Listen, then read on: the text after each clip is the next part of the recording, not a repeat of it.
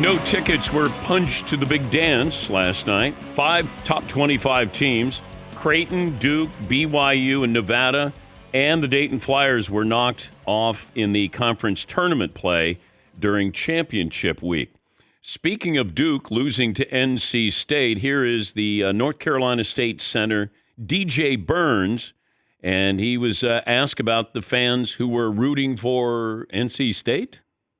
What was it like hearing so many fans from different schools wanting to see y'all win and pull this off? I mean, we know what it's about. They ain't really cheering for us, so we move on. Thank you, though. Why do you say that? Like they weren't cheering for us. They were cheering for Duke to not win. There's a difference. Yes, he's right.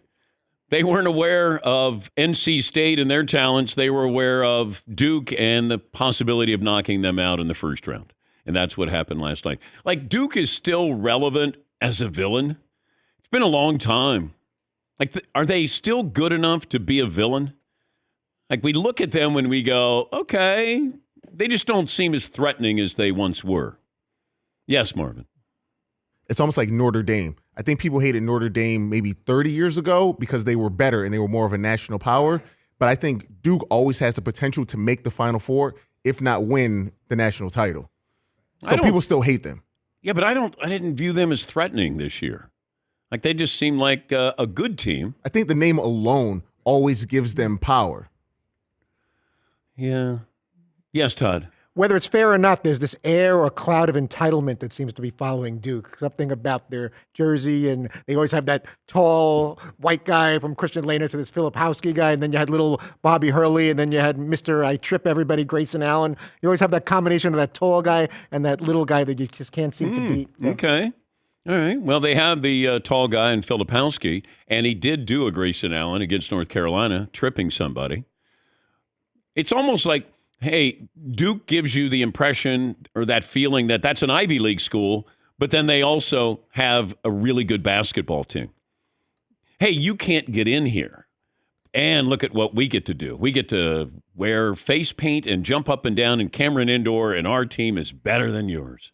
Yes, Eden. Come on down, Cooper Flagg. Yeah, number one recruit. Oh, boy, it is. Yeah. Right out of central casting of what we're talking about, isn't it? Even the name. I know, and I know he's a kid. You know what I mean? I know that. I know. I'm just for what we're talking about. Yes, he has to know what he's getting into. Okay, we're looking to cast the next Christian Laettner, Cooper Flagg. That's the guy. 6'10". He was out of Maine. Now he plays at Montverde in Florida. Yes, Paul. It does seem like Duke has established such a brand in college basketball. They're the constant. That rooting against them is still kind of fun. It reminds you that when you're younger. And they have, Coach K just went away, but he didn't go away completely. He's still on campus. He was on our show yesterday. And it's like Duke is the constant bad guy, and it will not go away. Yeah, but they're not good enough to be the bad guy. But they haven't trailed off where they've had like 3 down seasons in a row. Like an off season for them is 21-8. That's a bad season. They haven't fallen off relevancy. When's the last time they won the title? What year was that, Marvin? I'm going to say 2015, Jahlil Okafor and those guys. Oh, okay. Think so.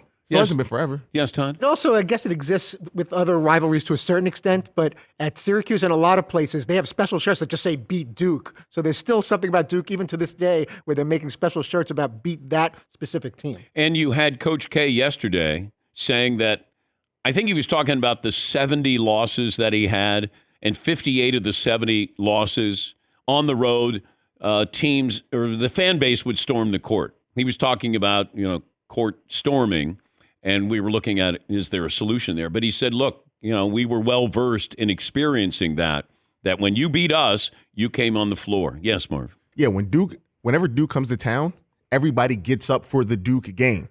The game is sold out. Like, no matter what, the name alone brings people in, and it's going to have excitement, and people are going to storm the court whenever they beat them. Did we find out the last time that Duke, when they won a national title, Paulie? Yeah, 2014-15, Marvin was right. They were 35-4 that year. Okay. 2 years ago, they were 32-7. So they always win 25. But are they hated? Because there was a time when they were hated, even though they were great. Like, I think you have to be really, really good to be hated. You can't have a powerhouse anymore with 3 great seasons in a row because nobody stays. So, like, the Laettner's never going to happen again. Zion was there for 30 games. Yeah. It can't happen. But I don't think people hated Duke back when Zion was playing. It felt like they appreciated seeing something that was unique. Anomaly. Yes. Yes. It feels like they have to have the white guy that you hate. I mean, really, that's what it kind of comes down to with Duke. Do you think when they're recruiting, they look at their roster, we're really low on white guys that are dislikable? Get out That's there. never happened, actually. No. That hasn't happened in 40 years. It's like a territorial draft. He's white. He's got long, floppy hair. Yeah. Cherokee Parks, welcome to the team. Duke have been a dominant force for decades. Yeah. Decades. There's even a slight down year that's been, in the past, since 1995, I think, they've had one season where they haven't won more than 20 games.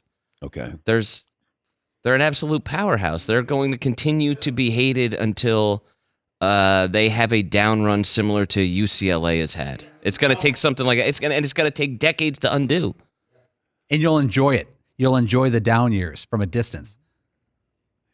Yeah, it feels like, I don't know if people dislike Jahlil Okafor and the Duke Blue Devils. I don't know if there's vitriol attached to that, but it felt like Bobby Hurley and Christian Laettner or J.J. Redick, that whole atmosphere, the whole let's huddle after every free throw, slap the floor with Woj,